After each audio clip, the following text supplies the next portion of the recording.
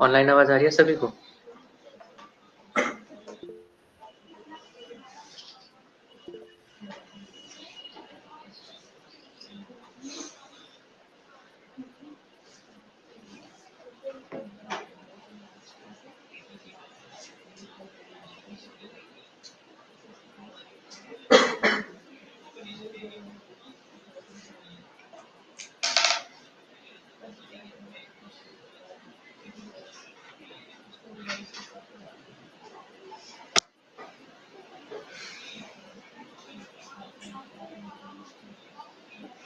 Level of significance, confidence interval, ये तो पढ़ लिया था।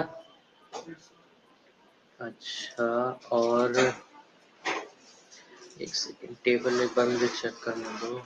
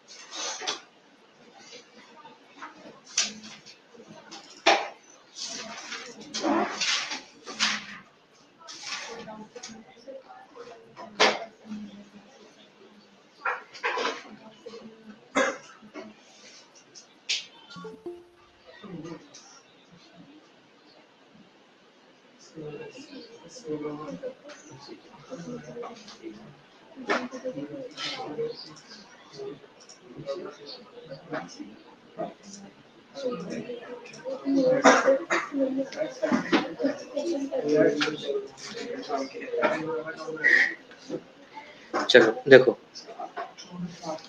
पहले ये बताओ कि जो हमने पढ़ा था क्रिटिकल रीजन, एक्सेप्टेंस रीजन, वो सारा पार्ट समझ आया आपको वहां तक? ठीक है। रिजेक्शन रीजन कौन सा होता है बताओ? जहाँ पर एक्स होता है, मतलब एग्जैक्ट और क्रिटिकल रीजन। तो फिर एक्सेप्टेंस रीजन किसे बोलेंगे फिर?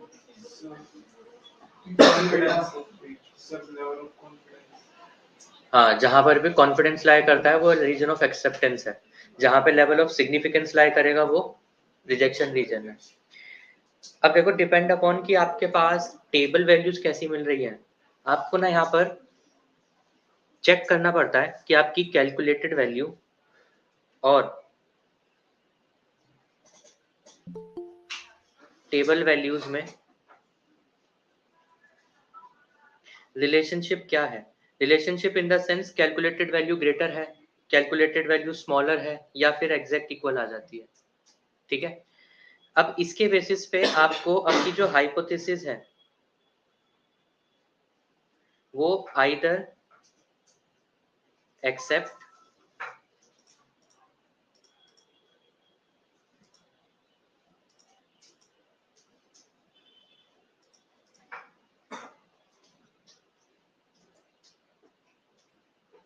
और रिजेक्ट करनी होती है। ठीक है।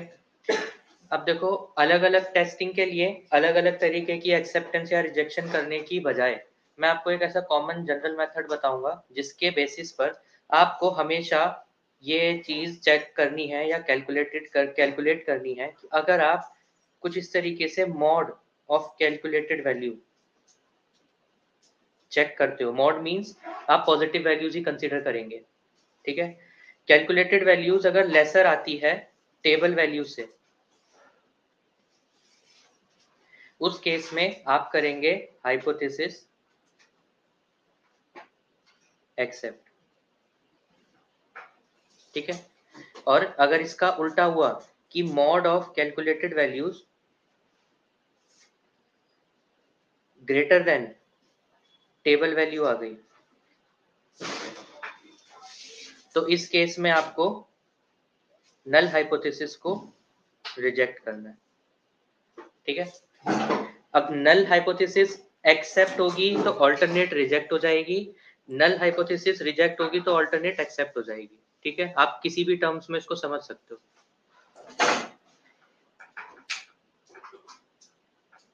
अच्छा, अब यहाँ पर शुरुआत करते हैं सबसे पहले जेड टेस्ट से। ठीक है।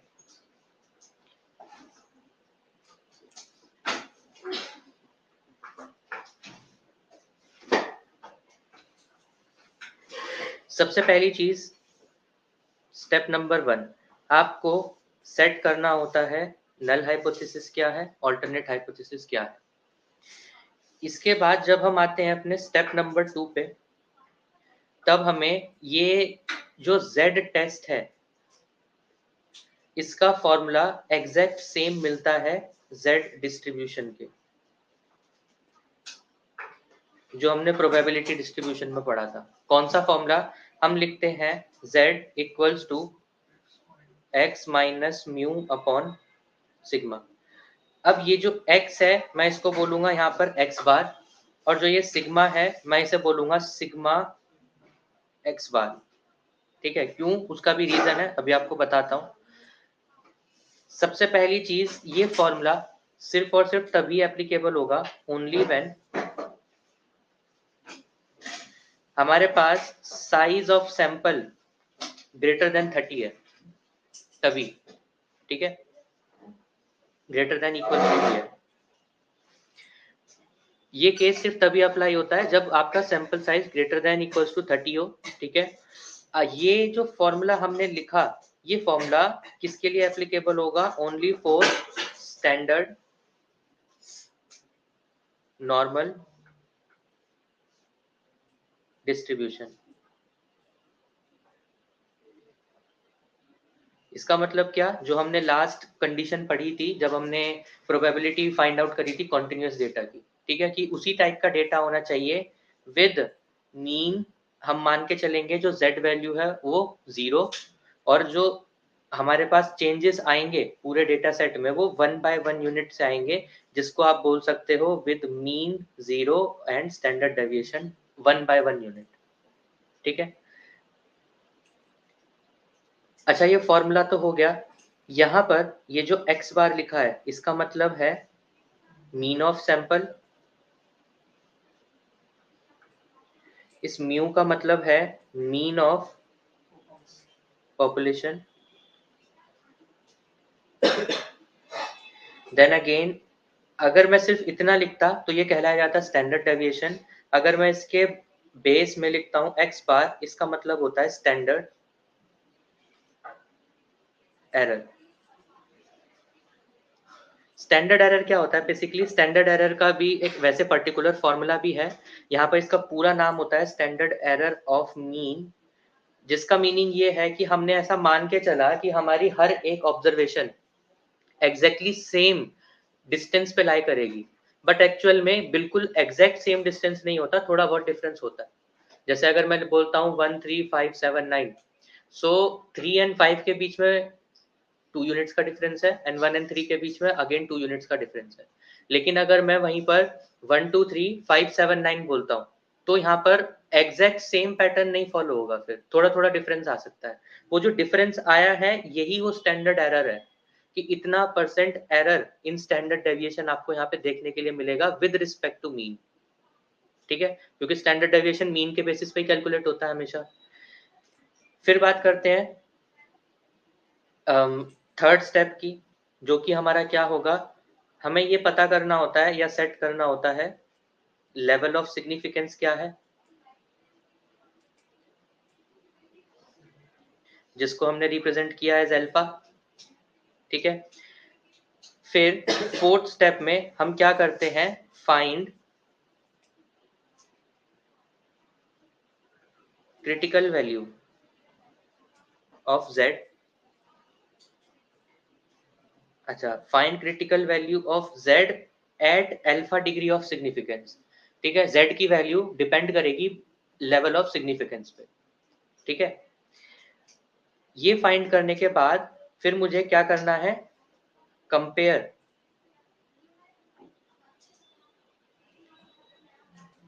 With calculated value. ठीक है, एंड देन कंपेयर करने के बाद जो मेरा लास्ट फाइनल स्टेप आता है उसे मैं बोलता हूं decision making.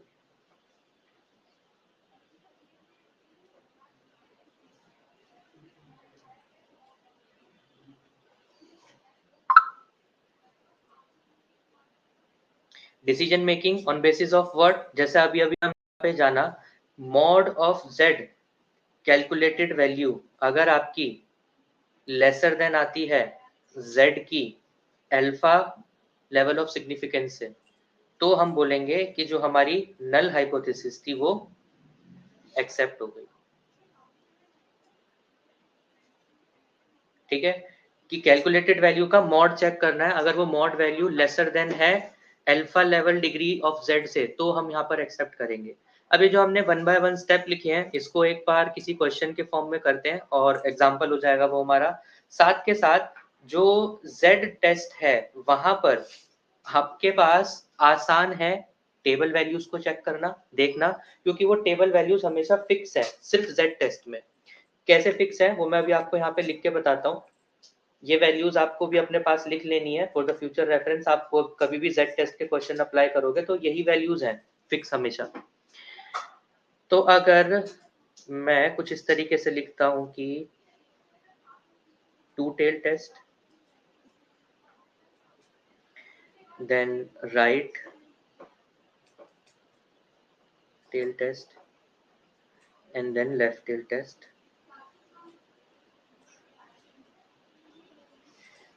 at 1%, at 5% and at 10%। तो यहाँ पर हम कुछ इस तरीके से टेबल क्रिएट कर सकते हैं। अगर आप टू टेल टेस्ट अप्लाई कर रहे हैं और आपके पास लेवल ऑफ सिग्निफिकेंस है 1%, तो आप बोल सकते हैं कि आपकी z वैल्यू टेबल वैल्यू आएगी 2.58। ठीक है, टू टेल टेस्ट के लिए 5% लेवल ऑफ सिग्निफिकेंस, तो वैल्यू आएगी 1.96 और 10% पे आएगी 1.645। देन राइट टेल टेस्ट की अगर हम बात करते हैं तो 2.33, 1.645 एंड देन 1.28। अब अगर हम लेफ्ट टेल टेस्ट की बात करते हैं तो deviation from mean to the left ये हो जाएगा -2.33, -1.645 एंड देन -1.28। ठीक है, ये आपकी टेबल वैल्यू होंगी for the left tail, right tail and two tail test at level of significance 1, 5 और 10%। ठीक है, ये फिक्स रहेंगी। चलिए अब बात करते हैं किसी क्वेश्चन की। क्वेश्चन चाहो तो लिख लो आप सभी भी।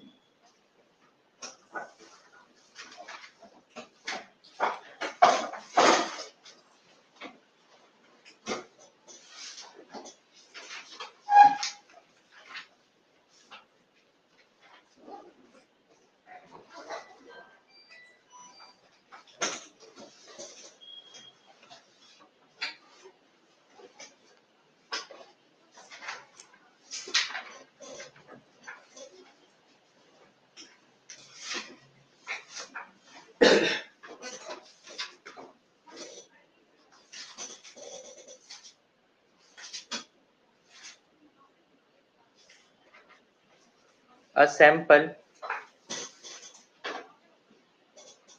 of size 400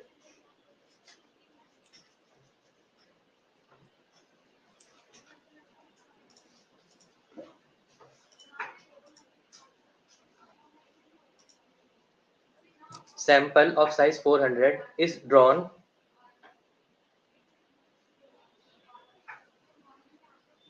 and sample mean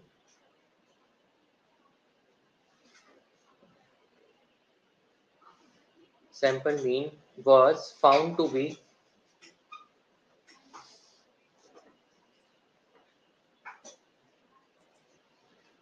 99.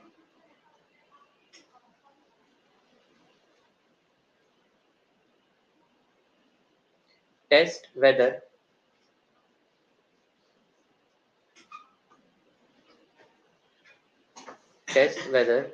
this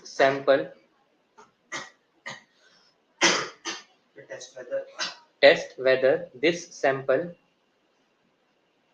would have come from normal population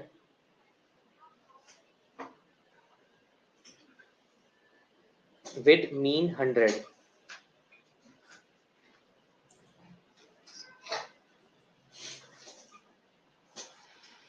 With mean 100 and standard deviation 100 at 5% alpha.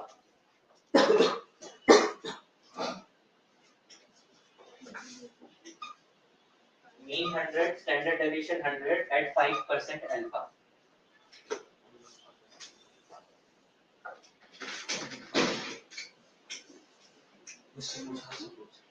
Alpha बता दो.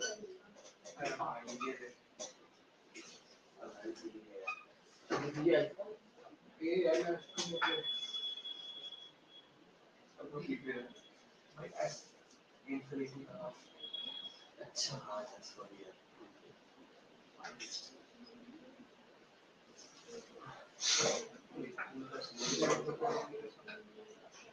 सॉल्व भी करना है.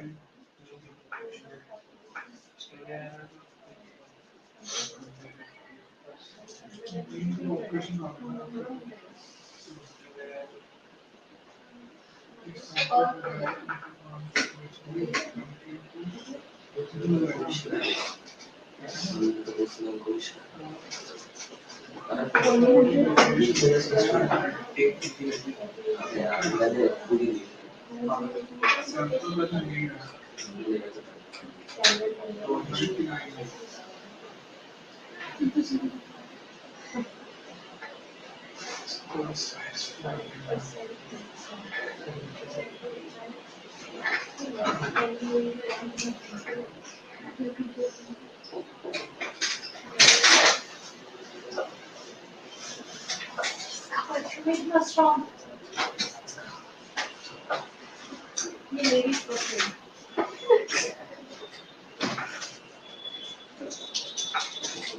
अगर मैं लेना चाहे तो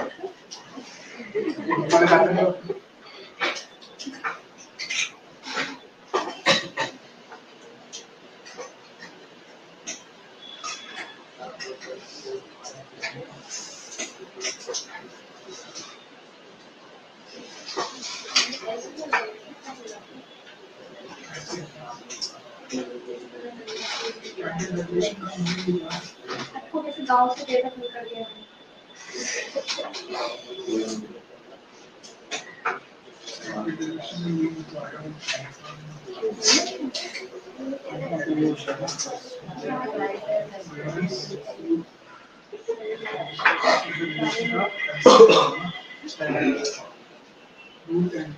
पाइथन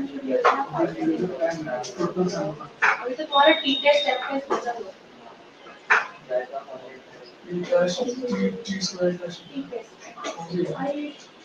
टॉपिक्स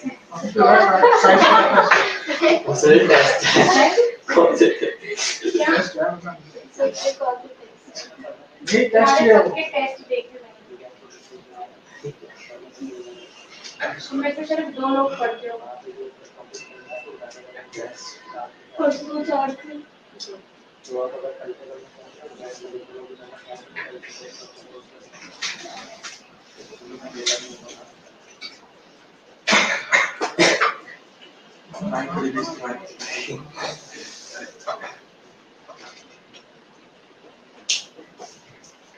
सॉल्व करना पड़ेगा सोचना है बोल दे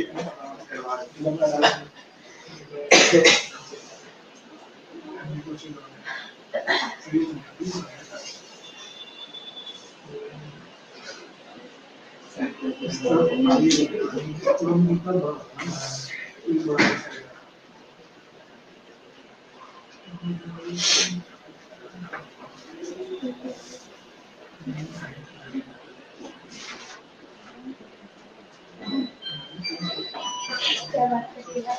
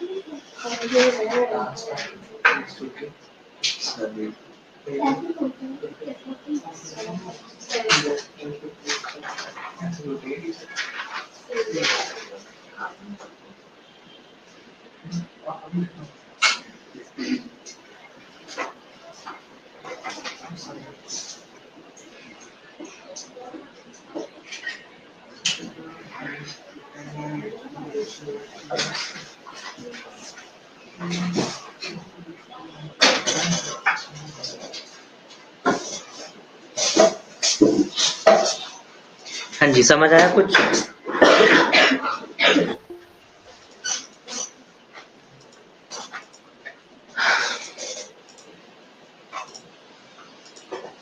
क्या क्या गिवन है क्वेश्चन में हमें?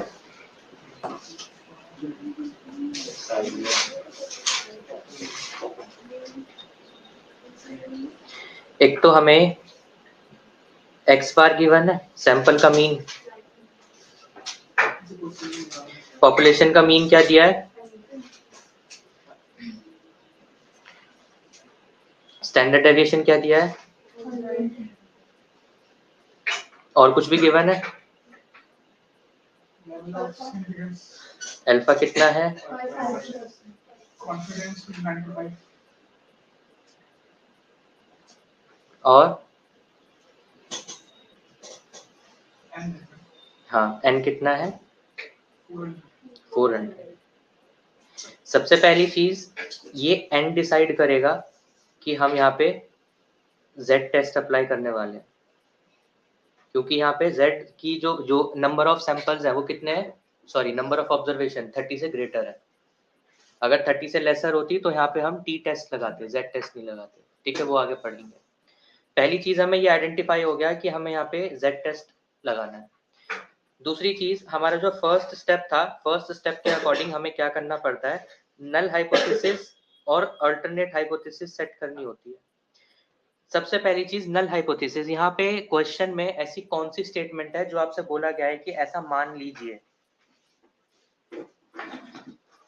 जो हमें सच माननी है?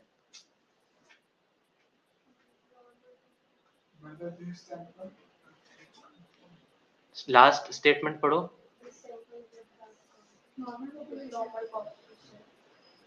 कि ये जो सैंपल है जिसका मीन कितना है, ये उस पॉपुलेशन से आया होगा जिसका मीन 100 है। तो क्या मैं कह सकता हूं कि मुझसे ऐसा बोला गया है कि मतलब ये तो एग्जैक्ट इक्वल नहीं है, लेकिन ये जो x बार है,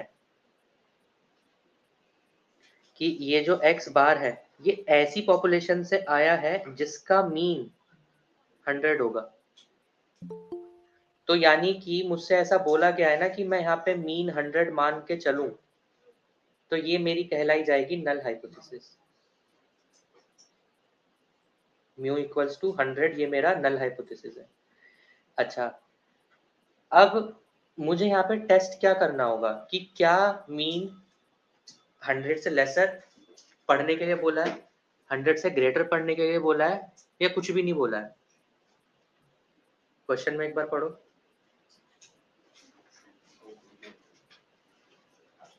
कुछ भी नहीं बोला। तो नल हाइपोथेसिस अगर ये है कि ये सैंपल ऐसी पॉपुलेशन का है जिसका मीन 100 है, तो ऑल्टरनेट इसका अपोजिट क्या हो सकता है, नॉट इक्वल्स टू 100। कम हो, ज्यादा हो, कुछ भी हो सकता है, 100 नहीं होगा। तो ऑल्टरनेट हाइपोथेसिस क्या हो जाएगी, म्यू नॉट इक्वल्स टू 100।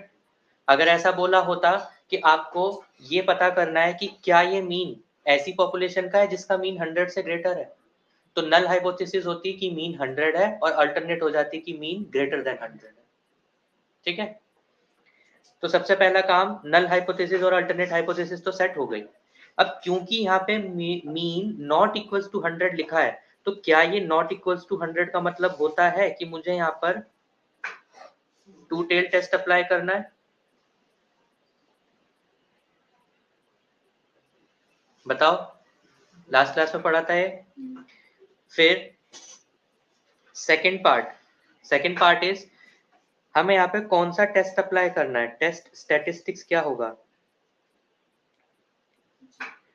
क्योंकि n की वैल्यू ग्रेटर देन 30 है, तो मैं यहाँ कंक्लूड कर रहा हूँ z टेस्ट अप्लाई होगा विच विल बी x बार minus mu upon standard error.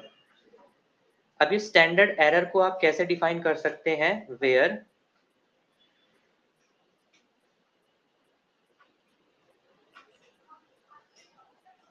Standard deviation divide by under root n। ठीक है, तो अब अकॉर्डिंग टू द सिचुएशन क्या मैं इस फॉर्मूला में सारी वैल्यूज जानता हूं, है ना? तो कैलकुलेट करोगे, फटाफट कैलकुलेट करो।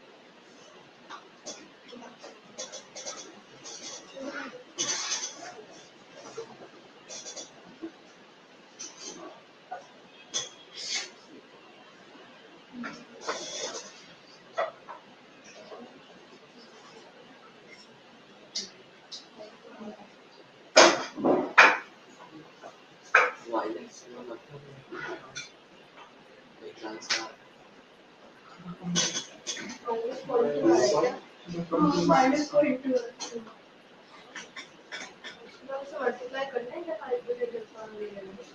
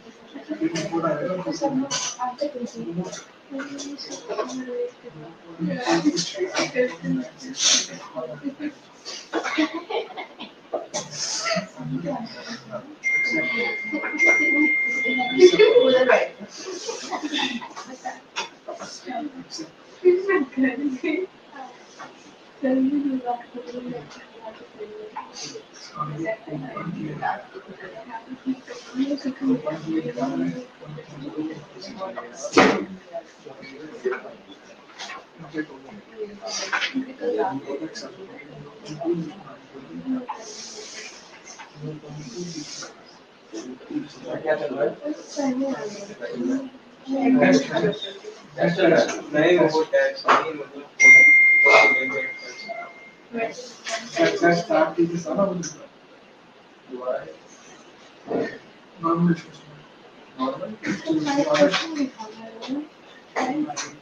और ऐसे ग्राफ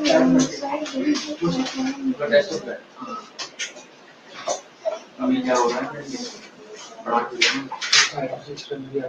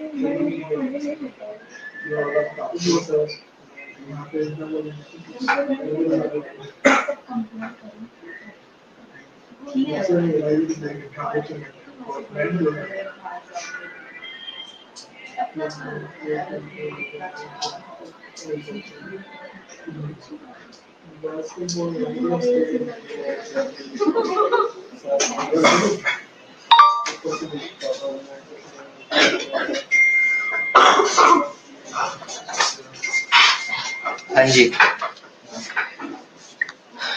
किया सबने कैलकुलेट?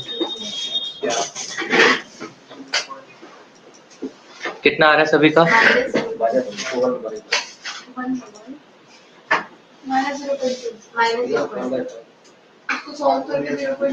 पॉइंट में, हाँ पॉइंट में। पॉइंट में क्यों? क्योंकि देखो हमारे पास दो चीजें गिवन है यहाँ पर। पहली चीज तो ये कि इस केस में हम टू टेल टेस्ट अप्लाई कर रहे हैं और जो लेवल ऑफ सिग्निफिकेंस है वो 5% है। तो हमारी जो वैल्यू होगी, जो हम टेबल वैल्यू कंसीडर करेंगे, वो 1.96 होगी। ठीक है, तो अगर अकॉर्डिंग टू दिस मैं कहता हूँ कि मेरी कैलकुलेटेड वैल्यू ऑफ z कितना बताया आपने? 2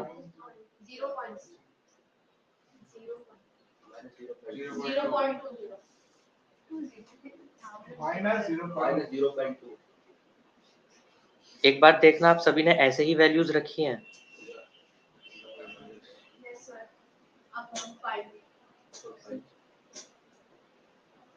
5 कैसे आएगा? Standard deviation.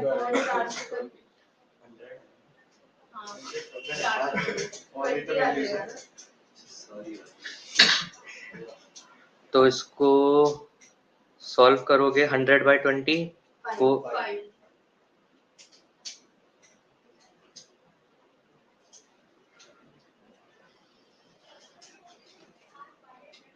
ओके, ठीक है ठीक है। यहाँ पे वैल्यू आपको 100 ही दी है, चलो उस अकॉर्डिंग तो ठीक है। z equals to 0 point minus, ठीक है। अच्छा, ये हमारी है calculated value of z at 5% level of significance. अब हमें क्या करना है? मॉड ऑफ z को कंपेयर करना है z एट अल्फा।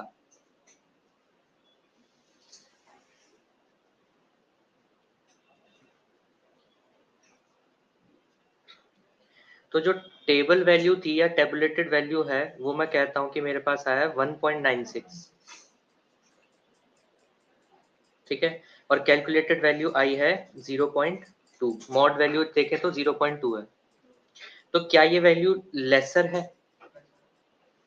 तो मैं यहाँ पे कह सकता हूँ since calculated value is lesser than tabulated value, तो मैं यहाँ पर कंक्लूड करूंगा that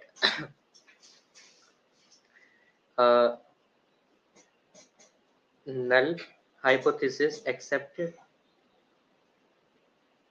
at 5% level of significance।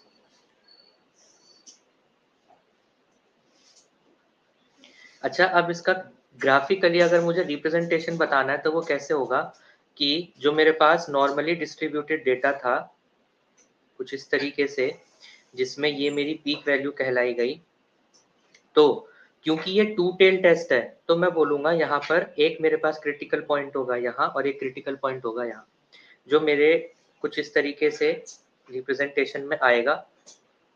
ठीक है, मेरे पास जो ये रीजन है और जो ये रीजन है, यहाँ पे मुझे गिवन था लेवल ऑफ सिग्निफिकेंस 5%, तो मैं ये कहता हूँ 2.5% अल्फा यहाँ पर है एंड 2.5% अल्फा यहाँ पर है।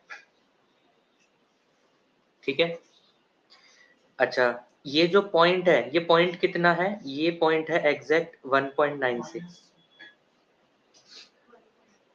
ठीक है। और जो मेरी वैल्यू कैलकुलेट होकर आई थी वो एग्जैक्ट वैल्यू थी -0.2, तो मैं कह सकता हूँ कहीं यहाँ कहीं पे मेरी कैलकुलेटेड वैल्यू लाई करी थी, ठीक है। तो ये जो रीजन है, इस रीजन को हमने बोल रखा है एक्सेप्टेंस रीजन। तो क्योंकि मेरा कैलकुलेटेड वैल्यू इस एक्सेप्टेंस रीजन के अंदर लाई किया, इस वजह से मैंने नल हाइपोथेसिस को एक्सेप्ट किया है। ग्राफिकली आप या फिर विजुअली इस तरीके से रिप्रेजेंट कर सकते हो सेम इसी कैलकुलेशन को, ठीक है। तो मैं यहाँ पर इसे हाईलाइट भी कर देता हूँ कि ये मेरा z of c, calculated value of z है ये, ठीक है। तो जब आप z टेस्ट के चाहे टी टेस्ट के क्वेश्चन अप्लाई करोगे तो कुछ इस तरीके से ना ये रिप्रेजेंटेशन भी दिखानी होगी ये वाली, ठीक है। तो इससे हमें क्या पता चलता है कि अगर मैंने हाइपोथेसिस एक्सेप्ट कर ली तो मैं ये कह सकता हूँ कि ये जो मीन है, ये जो सैंपल है जिसका मीन 99 था, ये सैंपल एक ऐसे पॉपुलेशन से ही बिलोंग करता है जिसका मीन रहा होगा 100। ये मेरी स्टेटमेंट कंक्लूड होती है, ठीक है। तो पॉपुलेशन का मीन कितना है फिर? अभी 100 है इसकी, ठीक है। एक सेकंड पार्ट देखो जरा इसके लिए, एक बार एग्जांपल लिखो। Mean life time of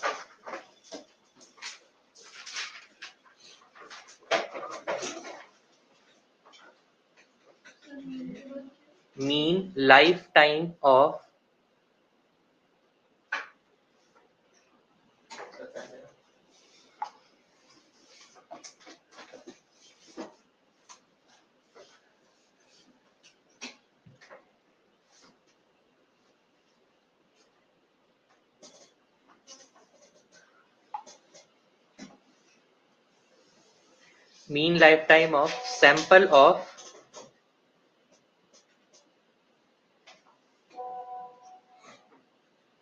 400 CFL light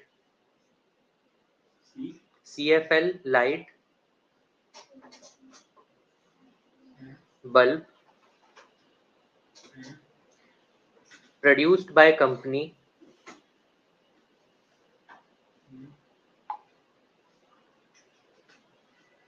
लिखा सभी ने? Yes, sir. is found to be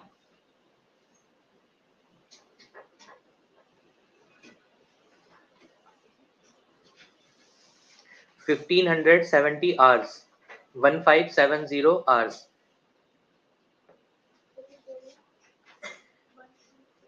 हाँ, the mean lifetime of sample of 400 CFL light bulb produced by company is found to be 1570 hours with standard deviation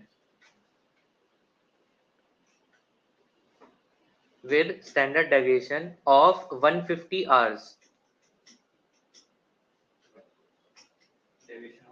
150, ठीक है। Test the hypothesis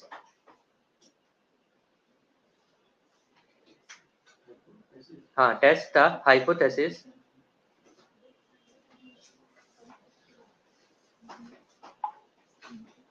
that mean lifetime of bulb produced by company is 1600 hours. Produced by Company is 1600 hours, 1616 1600 hours against the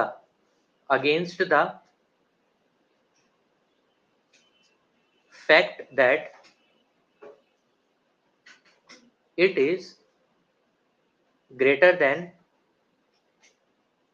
1600 hours.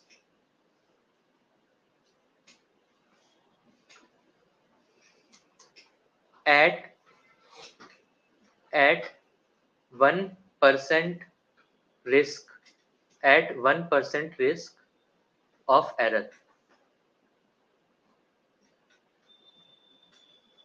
ठीक है, ये ऐसे type के जो questions होते हैं इन्हें सिचुएशन बेस्ड क्वेश्चन बोला जाता है, जहां पर आपको प्रॉपरली एक सिचुएशन प्रोवाइडेड है कि कोई कंपनी है, उस कंपनी में कुछ CFL बल्ब लाइट्स हैं, तो ऐसा बोला गया कि वो हर महीने 400 फ्लोरोसेंट बल्ब लाइट बनाते हैं।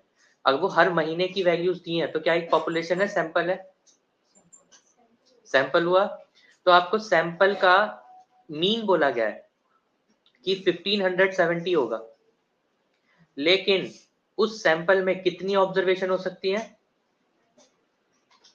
400। एक महीने में 400 बल्ब बनते हैं, तो नंबर ऑफ ऑब्जर्वेशन 400 हो गई। अच्छा, अगर स्टेटमेंट वाइज अगर मैं जैसे बात करूं नॉर्मली, अगर जैसे स्टेटमेंट लिखी है कि मीन किसी भी बल्ब की जो लाइफ टाइम है 1570 आवर्स है और स्टैंडर्ड डेविएशन दिया है 150 आवर्स, तो ये स्टेटमेंट में या रियल लाइफ में कैसे कंक्लूड कर पाएंगे हम कि स्टैंडर्ड डेविएशन क्या दर्शाता है, क्या रिप्रेजेंट करता है? जैसे मान लो अगर मेरे पास 3 बल्ब हैं और तीनों बल्ब की एवरेज लाइफ बोल दी गई 1570 आवर्स और स्टैंडर्ड डेविएशन दे दिया गया 150 आवर्स, तो इससे हम क्या समझ सकते हैं, क्या मीनिंग होगा इसका?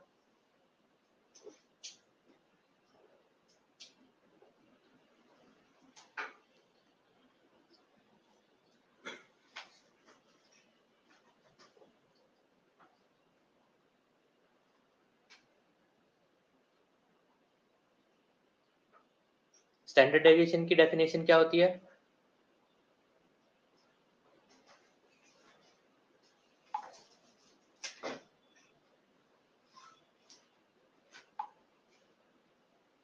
डेफिनेशन याद करो स्टैंडर्ड डेविएशन की।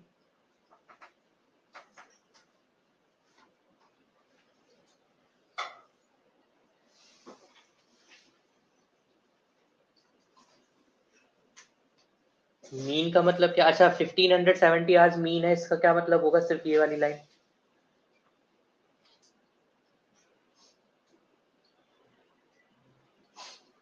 कुछ तो बोलो।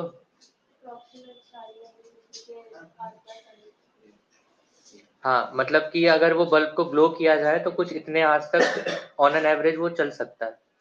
स्टैंडर्ड डेविएशन 150 का मीन, पहले अगर मैं डेफिनेशन की बात करूं, स्टैंडर्ड डेविएशन वो नंबर है जो आपके मीन से वेरी कर सकता है, यानी कि आपका जो बल्ब प्रोवाइडेड है वो हो सकता है 1570 से 150 आवर्स कम चले या ज्यादा चले, तो वो आपका एक एरर चांसेस है, इस रेंज में आपका वो बल्ब चल सकता है।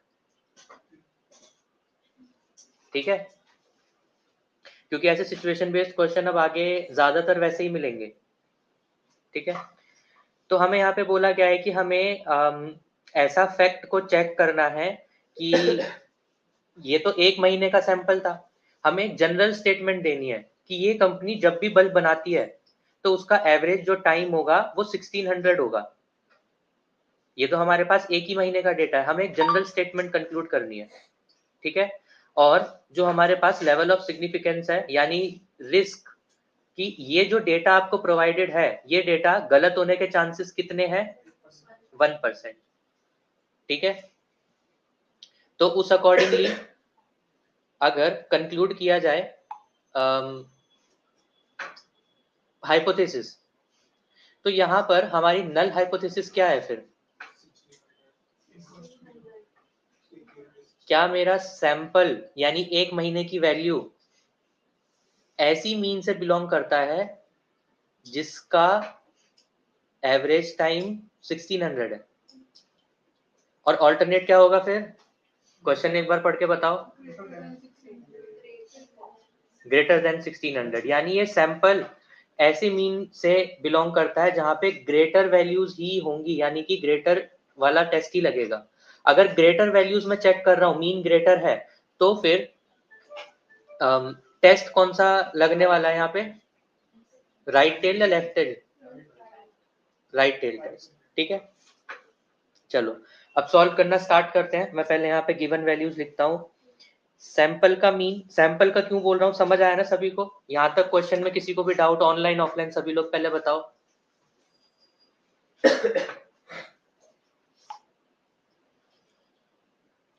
बताओ ऑनलाइन सभी लोग बताओ, चैट बॉक्स में लिखो एक बार।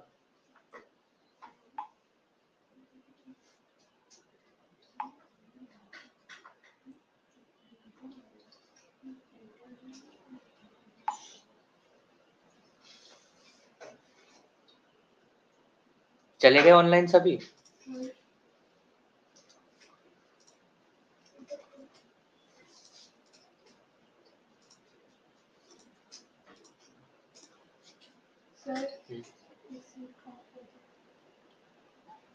चला है अभी तो 22 पे है।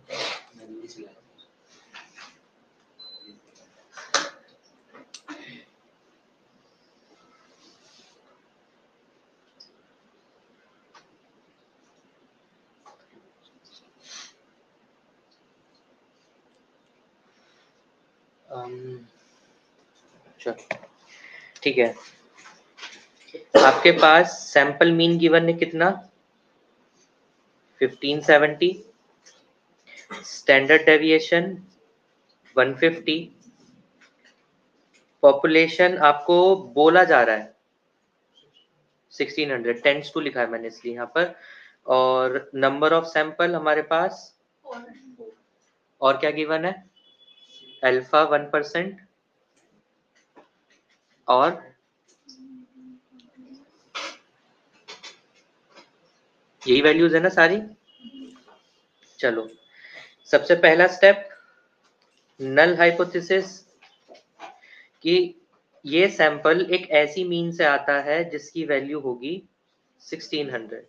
ऑल्टरनेट पे हमें बोला गया है मीन ग्रेटर देन 1600, तो हम यहाँ कंक्लूड करते हैं राइट टेल टेस्ट।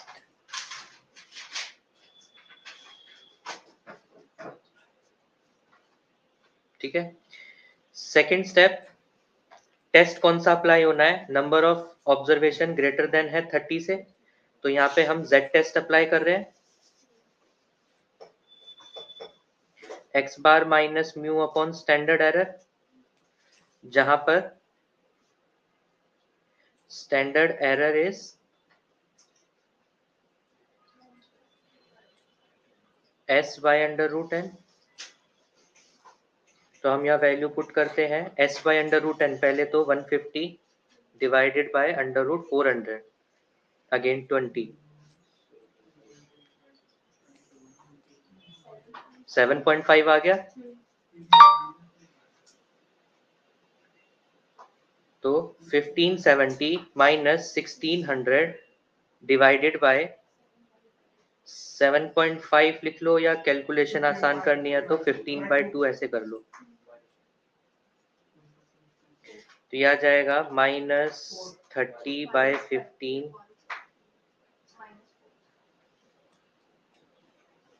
ठीक है, तो Z की calculated value at 1% level of significance हमारे पास ये आ गई। अभी हमें चेक करना है mod of Z calculated value का क्या रिलेशन है mod of Z table value से एट 1% लेवल ऑफ सिग्निफिकेंस। तो हम चेक करते हैं टेबल पे, राइट टेल टेस्ट 1% 2.33, ठीक है। तो 2.33 मेरी टेबल वैल्यू है और 4 मेरी कैलकुलेटेड वैल्यू है। तो क्या मैं ये लेसर कंक्लूड कर पाऊंगा? 4 लेसर नहीं होता, 4 इज ग्रेटर, तो हम यहाँ पे बोल देंगे null hypothesis reject, which means that this sample is not drawn from population of mean 1600। ठीक है, अब देखो स्टेटमेंट वाइज ना, जिनकी यूनिवर्सिटी एग्जाम्स में होता है ये टॉपिक, उन्हें ना यहाँ पर एक लाइन लिखनी कंपल्शन हो जाती है कि जब आप रिजेक्ट करते हो नल हाइपोथेसिस को तो आपको लिखना पड़ता है देयर इज सिग्निफिकेंट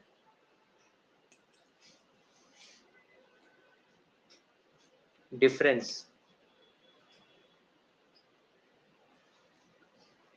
between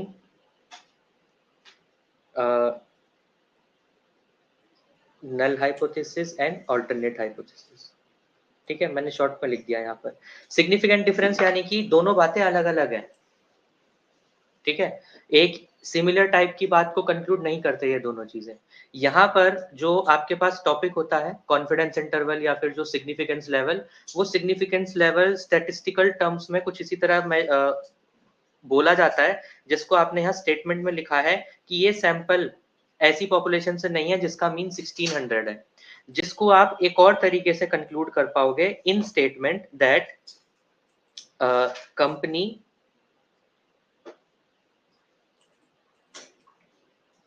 जिसका मीन 1570 है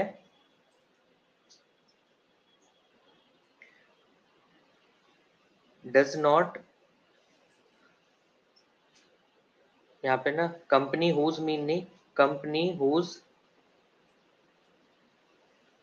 सैंपल, क्योंकि ये तो एक महीने का मीन है. Company whose sample mean is 1570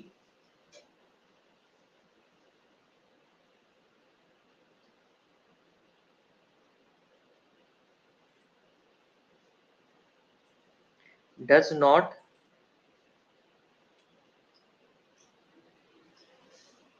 generally produce bulb of 1600 hours life time. यानी कि वो कंपनी जिसका एक महीने का मीन आपने 1570 कंक्लूड किया था, वो कंपनी के जो बल्ब हैं वो 1600 आवर्स तक की मीन वैल्यू तो नहीं शो कर सकते, एवरेज वैल्यू नहीं शो कर सकते. ठीक है, अब आप इसको किस तरीके से बोलना या बताना चाहते हैं वो कंप्लीटली आपके ऊपर है, मतलब इन तीनों बातों का एक ही है. ठीक है, तो आपको कुछ क्वेश्चंस शेयर करूंगा जो कि अगेन जेड टेस्ट के बेसिस पे ही होंगे. एक सेकंड चेक करते हैं. हाँ,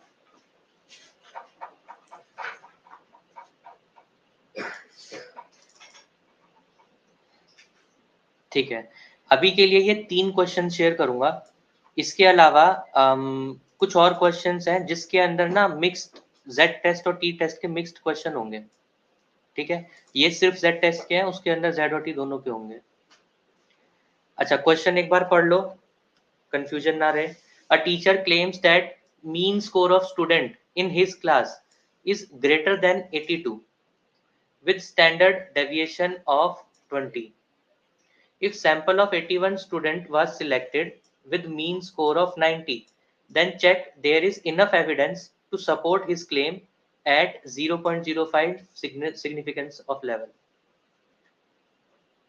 ठीक है, तो यहाँ पर नल हाइपोथेसिस क्या है, ग्रेटर देन 82, और अल्टरनेट हाइपोथेसिस क्या है,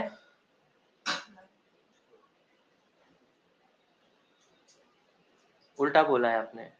n है 81, स्टूडेंट्स हमने ऐसे सिलेक्ट करे हैं जिनका एवरेज स्कोर 90 है, और हमें क्या चेक करना है कि जो पॉपुलेशन है उसका मीन ग्रेटर देन 82 ही रहेगा. हाँ, और स्टैंडर्ड डेविएशन 20 यहाँ पर गिवन है. An online medicine shop claims that mean delivery time for medicine is less than 120 minutes. ठीक है, ऐसा क्लेम करते हैं वो, with standard deviation of 30 minutes. Is there enough evidence to support the claim that significance level if 49 orders were examined with a mean of 100 minutes? कि यहाँ पर ये बोला गया है कि एक मेडिकल शॉप है ऑनलाइन, वो क्लेम करती है कि हर डिलीवरी को कंप्लीट होने में लेस देन 120 मिनट्स ही लगते हैं, और ऐसा बोला गया है कि अगर डिफरेंस आता भी है तो 30 मिनट्स का डिफरेंस आता है, या तो 120 से 30 मिनट्स जल्दी या ज़्यादा इस रेंज में डिलीवर हो जाते हैं। तो क्या आप ऐसा बोल सकते हैं दैट अगर आपके पास 49 ऑर्डर्स का डेटा था जिनको पढ़ा गया और उनका मीन आएगा 100, ठीक है, तो अगर यहाँ पे 100 मीन के लिए पढ़ रहे हैं तो जो वैल्यूज बची वो क्या है, ग्रेटर देन 100, ठीक है। Company wants to improve the quality of product by reducing defects and monitoring the efficiency, ठीक है। In assembly line A there were 18 defects out of 200 sample, while in line B 25 defects out of 600 sample. Is there difference in procedure at 0.05% alpha level?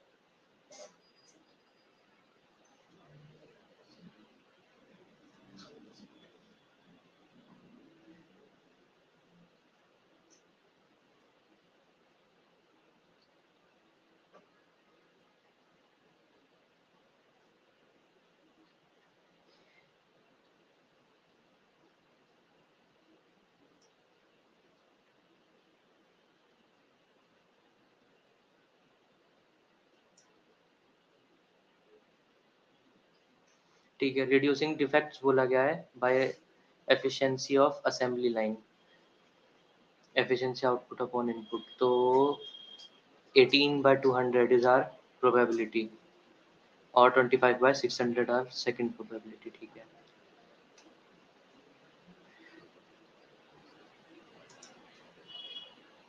तो आप यहाँ पे क्या consider करोगे कि efficiency का मतलब होता है बेसिकली आउटपुट अपॉन इनपुट, कि आपने कितना इनपुट दिया उसके बदले में आपको क्या आउटपुट मिला है, ठीक है।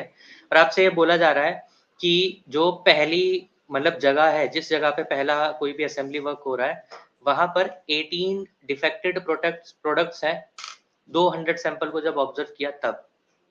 वहीं पर जो सेकंड लाइन थी, लाइन बी असेंबली जो थी, उसके अंदर 25 ही डिफेक्टेड प्रोडक्ट्स हैं जब 600 सैंपल्स को ऑब्जर्व किया गया तो, ठीक है। तो हमें बताना है कि क्या जो फर्स्ट असेंबली लाइन और सेकंड असेंबली लाइन में जो भी प्रोसीजर हो रहा है उसमें कोई भी डिफरेंस है, तो हम ऐसा मान के चलेंगे कि उसमें कोई डिफरेंस नहीं है। तो नहीं है का मतलब क्या, कि आप यहाँ पर 18/200 जब फाइंड करेंगे तो जो आंसर आएगा यानी जो मीन एवरेज वैल्यू आएगी, सेम एवरेज वैल्यू आपको बी लाइन के लिए भी कंसिडर करके चलनी है, ठीक है। अगेंस्ट द हाइपोथेसिस कि वो सेम नहीं होंगी, यानी μ1 इक्वल्स टू μ2 और अल्टरनेट हाइपोथेसिस होगी μ1 नॉट इक्वल्स टू μ2। ये मेरा एक सैंपल है ना 18 आउट ऑफ 200 और ये मेरा दूसरा सैंपल है, तो हाइपोथेसिस क्या कह रही है, क्या इनमें कोई डिफरेंस है, तो मैं मान के चलूंगा डिफरेंस नहीं है, कि x1 और x2 सेम ही है, x1 bar equals to x2 बार। और अल्टरनेट क्या हो जाएगा फिर, नॉट इक्वल्स, वो कम भी हो सकता है ज्यादा भी हो सकता है, ठीक है। ट्राई करना, नेक्स्ट क्लास में फिर मैं करवाऊंगा, नहीं होगा तो, ठीक है। अभी फिलहाल जो हमारे पास सेकंड पार्ट है उसकी तरफ चलते हैं, ठीक है। अच्छा हाँ, वो जैसे आपने इसमें लिखा है कि 1600 लाइफ टाइम है, तो इसमें ग्रेटर देन 1600 नहीं होगा? रिजेक्ट करिए ना हमने, एक सेकंड, अल्टरनेट हाइपोथेसिस क्या है, हाँ ग्रेटर देन है ये, तो यहाँ पे डज नॉट की जगह डू प्रोड्यूस आएगा।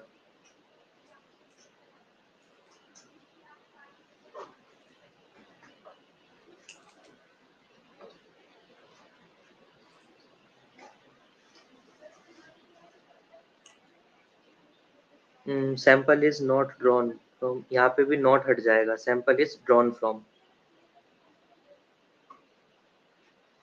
ठीक है। अल्टरनेट हाइपोथेसिस ग्रेटर देन 1600 है। एच नॉट रिजेक्ट हुई है तो इसका अल्टरनेटिव क्या होगा, H1 एक्सेप्ट हुई है, यानी कि अल्टरनेट एक्सेप्ट हुई है, ठीक है।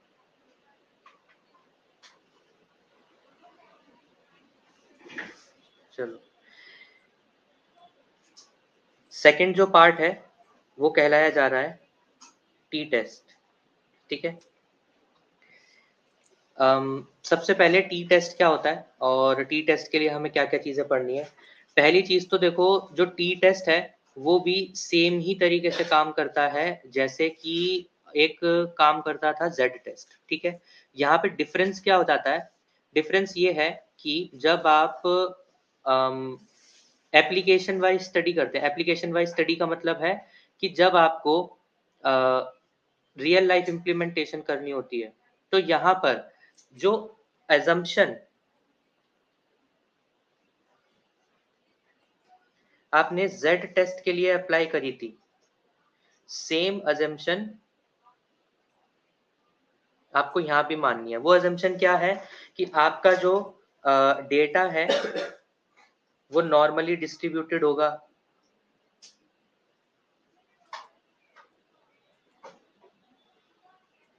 ठीक है, नॉर्मली डिस्ट्रीब्यूशन के साथ साथ उसका मीन 0 मानेंगे, स्टैंडर्ड डेविएशन 1 मानेंगे। कब? जब स्टैंडर्ड नॉर्मल वेरिएट होगा। ठीक है, जब उसे z में कन्वर्ट किया जाएगा तब। अच्छा, साथ के साथ साथ टी टेस्ट सिर्फ और सिर्फ तभी अप्लाई किया जाता है जब आपका सैंपल लेस देन 30 होता है, सिर्फ तब। अगर आपका सैंपल ग्रेटर देन 30 है या 30 है तो जेड टेस्ट अप्लाई करना है वहां पे। ठीक है, अब ये जो हमारे पास यहाँ पे टी टेस्ट दिया गया है, टी टेस्ट को पढ़ने के लिए जो हमारे पास इससे पहले के सारे स्टेप थे कि नल हाइपोथेसिस, अल्टरनेटेड हाइपोथेसिस, वो सेम रहेगा। कैलकुलेटेड और टैबुलेटेड वैल्यू को कंपेयर करना वो भी सेम रहेगा, और डिसीजन मेकिंग लेना वो भी बिल्कुल सेम रहेगा। खाली डिफरेंस किस में आएगा? स्टैटिस्टिक्स, फॉर्मूला और इम्प्लीमेंटेशन में। अब अगर मैं एक्चुअल में बोलूं कि ये जो टी है ना, इसका कई जगह पर आप नाम देखोगे, स्टूडेंट टी टेस्ट। ठीक है, एक साइंटिस्ट थे R.A. Fisher.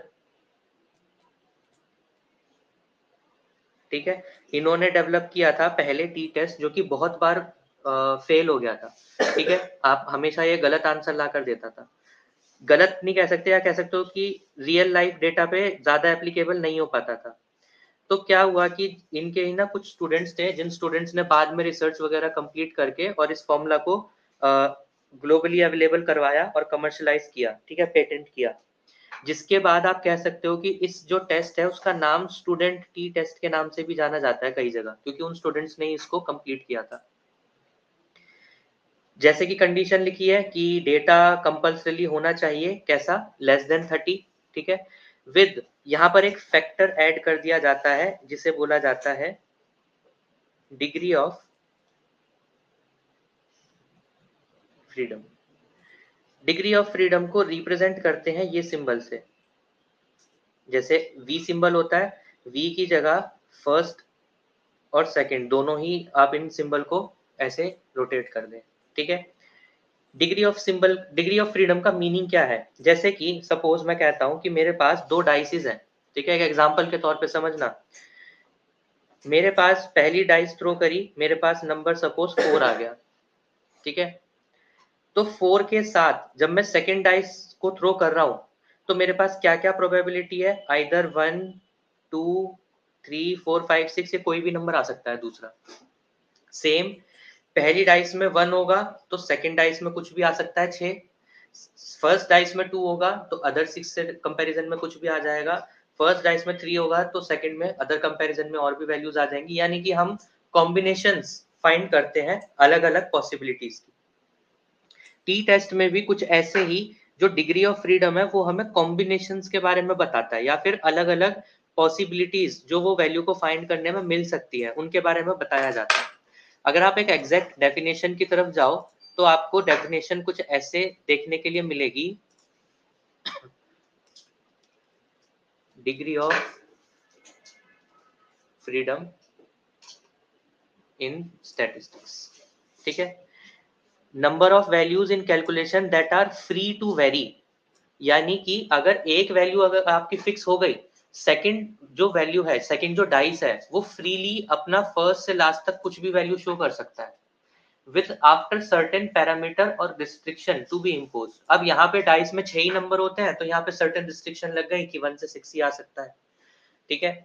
It represent number of independent piece of information used to calculate statistics। यानी कि इंडिपेंडेंटली आपका कोई भी फैक्टर किसी दूसरे फैक्टर से डिपेंडेंट फॉर्म में क्या आंसर शो करेगा वो डिग्री ऑफ फ्रीडम डिसाइड करता है, ठीक है।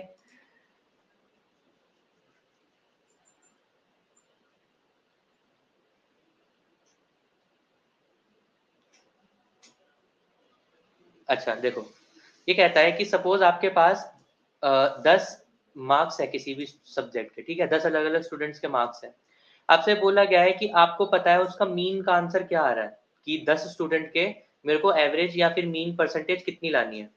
अच्छा चलो, आपने कभी ऐसा किया है 10th-12th क्लास में कि सपोज ऐसा बोला जाता है ना कि एग्रीगेट परसेंटेज हमारे पास मिनिमम 55 होने चाहिए तभी ये सर्टेन सब्जेक्ट मिलते हैं,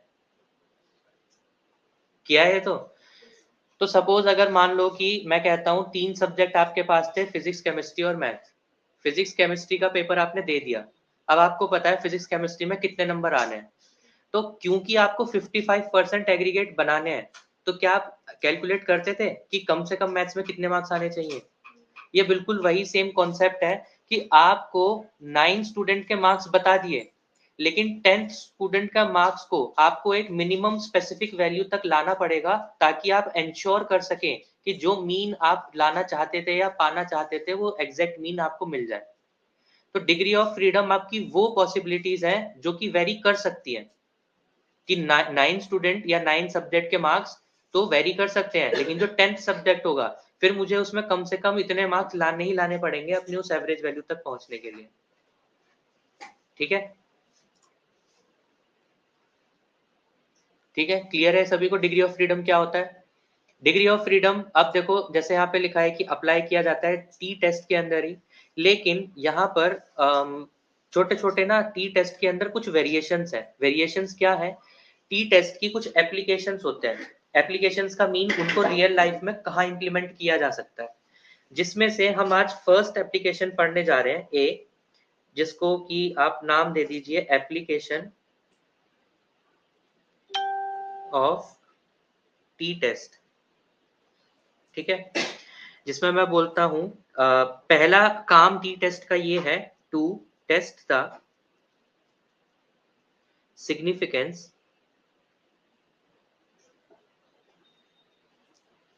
ऑफ मीन ऑफ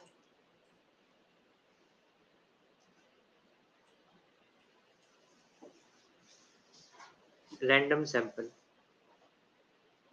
यानी आपके पास एक पॉपुलेशन से निकाला हुआ कोई सैंपल होगा, उस सैंपल का जो मीन वैल्यू है आप उस मीन वैल्यू के ऊपर स्टडी करते हो। जैसे अभी आपको क्वेश्चन देखने के लिए मिला था, दो अलग अलग पॉपुलेशन के दो अलग अलग सैंपल्स के बारे में बात कर रहे थे, इससे जो अभी जो मैंने क्वेश्चन दिया था उसमें, ठीक है। यहाँ पर पहली एप्लीकेशन क्या है कि आप ये टेस्ट कर सकते हो कि मीन वैल्यू किसी एक सैंपल की क्या होगी। जैसे मैंने अभी जेड टेस्ट में भी किया था कि मेरी मीन वैल्यू 1570 से ग्रेटर है या नहीं, या फिर मेरी मीन वैल्यू एग्जैक्ट 1500 से ग्रेटर है या नहीं, हमने ऐसा पढ़ा था अभी, ठीक है। तो ये हमारी पहली एप्लीकेशन है टी टेस्ट की। तो यहाँ पर अगेन अगर मैं बात करूं, जो मेरा पहला स्टेप होगा वो यही होगा कि मुझे सेट करना है नल हाइपोथेसिस और अल्टरनेट हाइपोथेसिस को। सेकंड, जब आप टेस्ट स्टैटिस्टिक्स की बात करते हो तो यहाँ पर टी टेस्ट अप्लाई होता है क्योंकि n लेसर था 30 से, ठीक है। फॉर्मूला क्या होता है इसका, t is equals to x bar minus mu upon standard error. अब आप बोलोगे तो सेम जेड टेस्ट का फॉर्मूला है, तो ये formula exactly same z test का ही है, जहां पर इसको बोला जाता है अगेन स्टैंडर्ड एरर।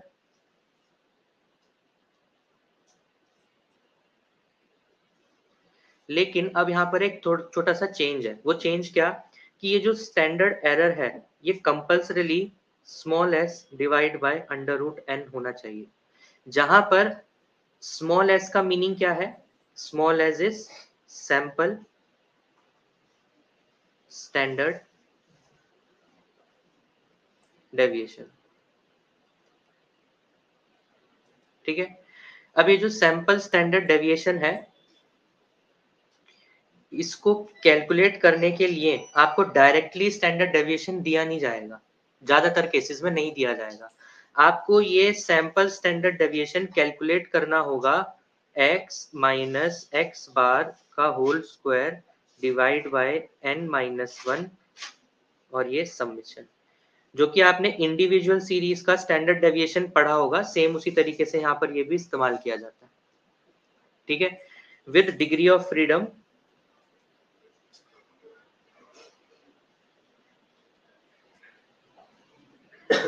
कि ये जो स्टैंडर्ड डेविएशन है ये डिपेंड करता है डिग्री ऑफ फ्रीडम पे, और डिग्री ऑफ फ्रीडम कैसे कैलकुलेट करी जाती है, n-1, जितनी टोटल वैल्यू उससे एक कम डिग्री ऑफ फ्रीडम।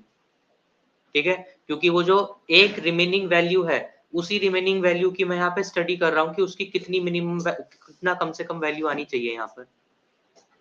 ठीक है, इसके बाद थर्ड स्टेप की बात अगर हम करते हैं तो थर्ड स्टेप अगेन हमारे पास सेम ही आ जाएगा, जहां पर हमें क्या नाम है, लेवल ऑफ सिग्निफिकेंस ये चेक करना है। ठीक है, और कैलकुलेट करना है calculated value of T and table value of T. Again ये जो कैलकुलेटेड वैल्यू है वो मॉड वैल्यू कंसीडर करेंगे, एंड देन हमारे पास फिर फोर्थ फाइनल स्टेप होगा डिसीजन मेकिंग। अच्छा, अब यहाँ पर ये जो टेबल टी वैल्यू है, ये एक सर्टेन अल्फा और एक सर्टेन डिग्री ऑफ फ्रीडम पे ही एग्जिस्ट करती मिलेगी। कैसे मिलेगी, अगर आप यहाँ देखना चाहें कि जो हमारे पास टी टेस्ट होता है, उस टी टेस्ट को अप्लाई करने के लिए कुछ इस तरीके से वैल्यूज दी जाती हैं। ठीक है, क्रिटिकल वैल्यू ऑफ टी, जहां पर आप देख सकते हैं कि डिग्री ऑफ फ्रीडम के बेसिस पर पता चलेगा टी की वैल्यू, और level of significance one tail test और टू टेल टेस्ट के बेसिस पे पता चलेगा टेबल वैल्यूज। ठीक है, कैसे पता चलेंगी, एक एग्जांपल से करते हैं सॉल्व। ठीक है, एग्जांपल लिख लो।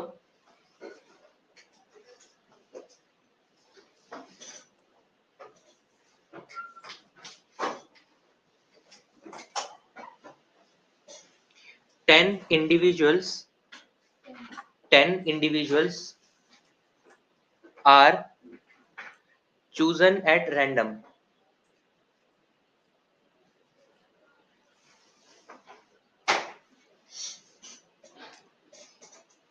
ठीक है, from a population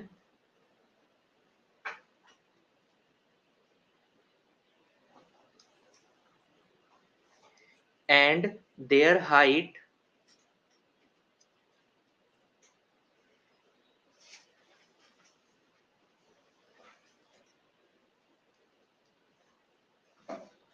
are found to be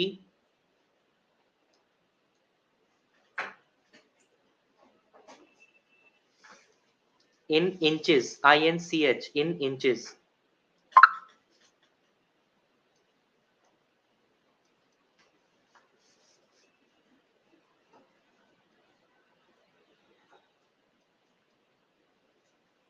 ठीक है, ये वैल्यूज हैं। 63 लिखो, 63 दो बार है, 64 65 66, फिर 69 दो बार, 70 दो बार, फिर एक 71।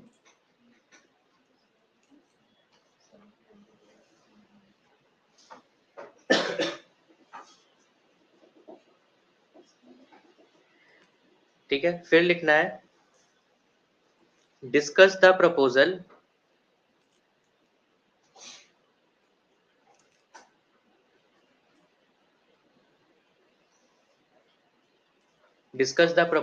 that mean height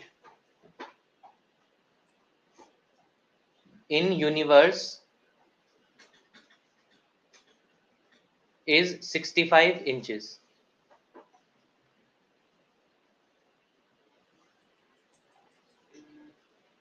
mean height in universe is 65 inches. ठीक है, अब एक बार क्वेश्चन पढ़ो, सबको समझ आया?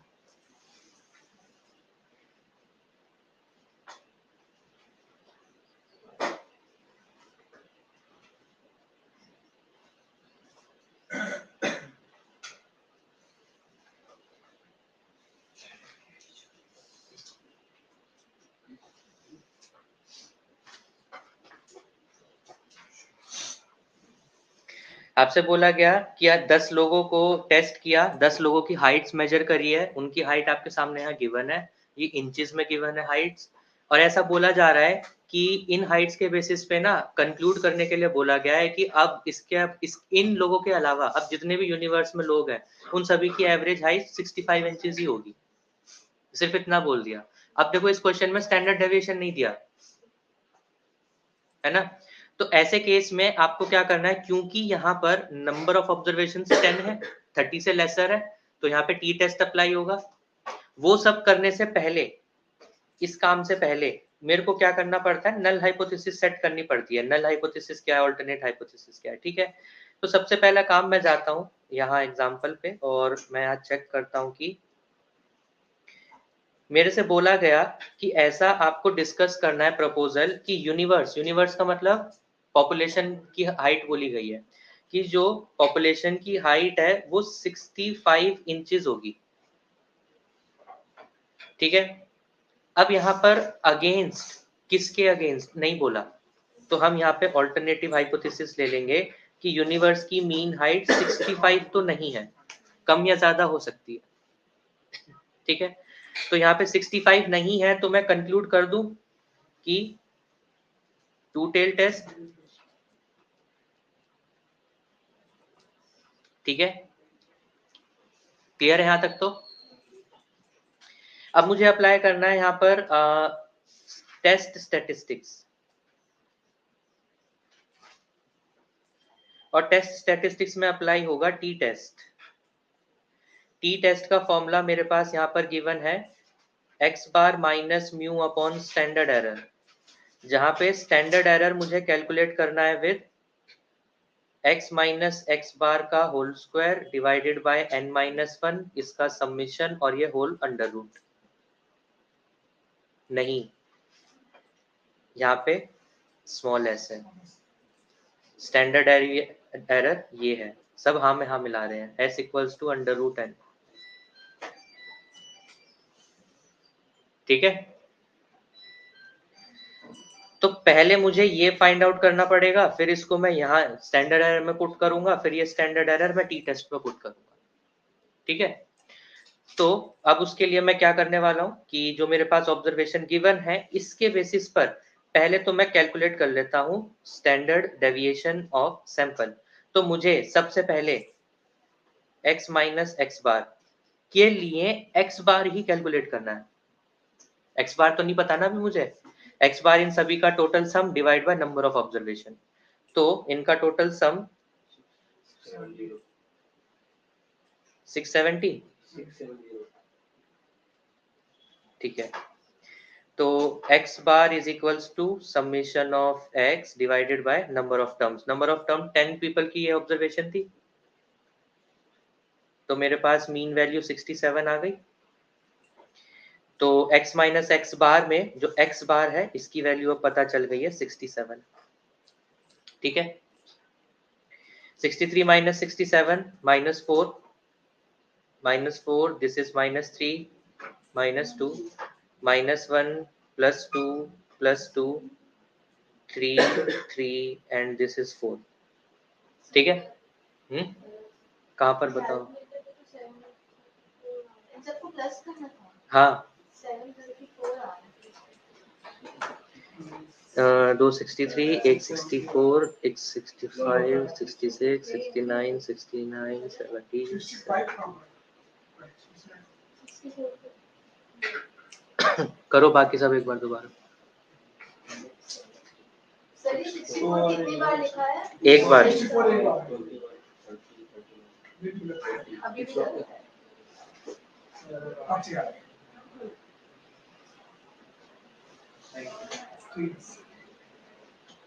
सही है।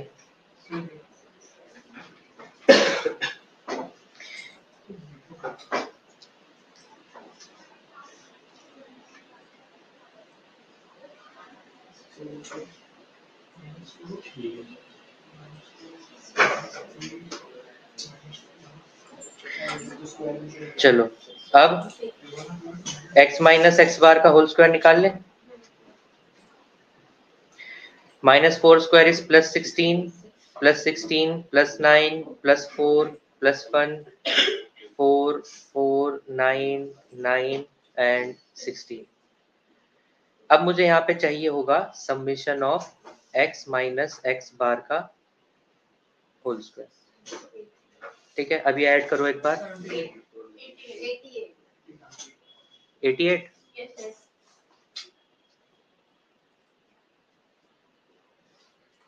ठीक है, अब ये वैल्यू पुट करनी है इस फॉर्मूला में, जो कि होगा s is equals to numerator is 88 divide by number of terms, यहाँ पे 10 है, 10 minus 1 is 9 and under root.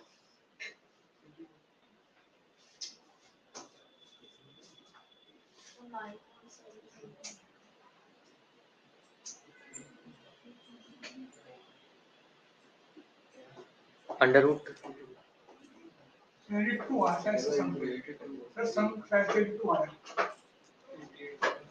82 आ रहा है।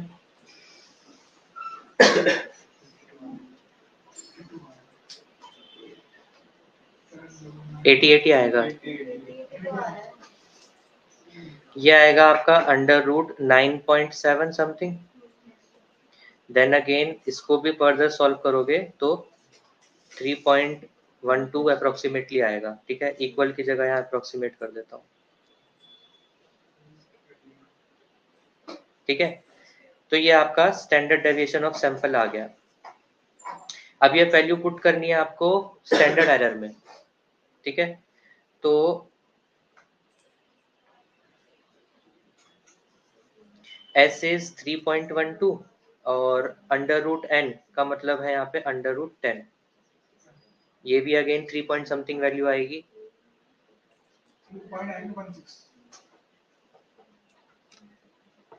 3.16। ठीक है,